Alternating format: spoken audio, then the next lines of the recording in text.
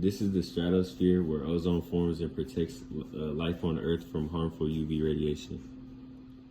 Ozone starts forming when UVC lights from the sun strike oxygen molecules in the stratosphere, breaking them up into two oxygen atoms. And then those oxygen atoms, they react with other O2 molecules in the stratosphere, and they turn into ozone. Ozone is also broken down when UVC rays, when it hits the ozone, and then whenever it's broken up, it gets broken up into O2 molecules and an oxygen atom. And then that oxygen atom, it reacts with another oxygen atom, and it forms another O2 molecule, completing the process.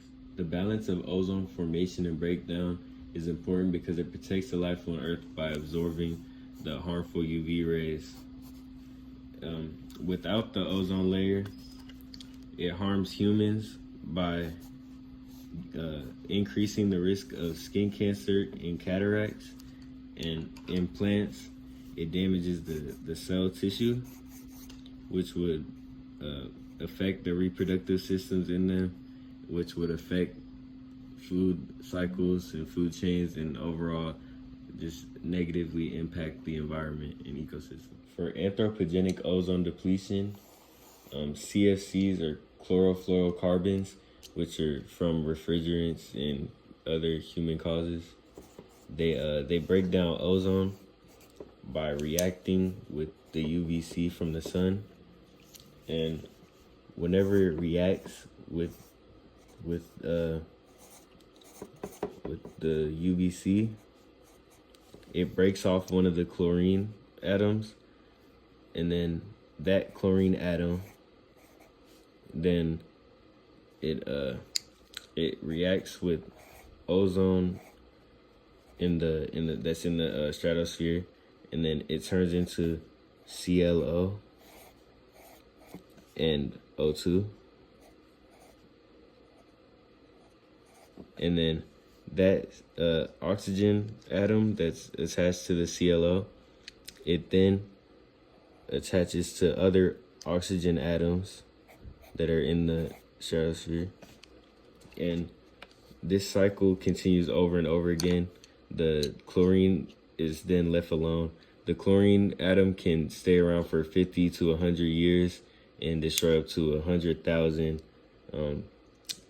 ozone molecules, and the process just keeps repeating over and over, destroying the ozone. Natural ozone depletion happens for two reasons. One, for extreme cold in Antarctica. Like, it mostly happens in Antarctica. So for extreme cold temperatures, and two, whenever it's like dark in winter. So it'll be really dark in the winter, and it'll help form it. So there's polar stratospheric clouds, or PSCs. There, cloud. And then inside of it, there's HCl and ClO and O2. And then those react together, and then they make CO2. And then the sun has UVC rays that react with the CO2, and that CO2 gets turned into two Cl atoms, and then those Cl atoms break up the ozone like it did in the other part that This is my stratospheric ozone video. Thank you for watching.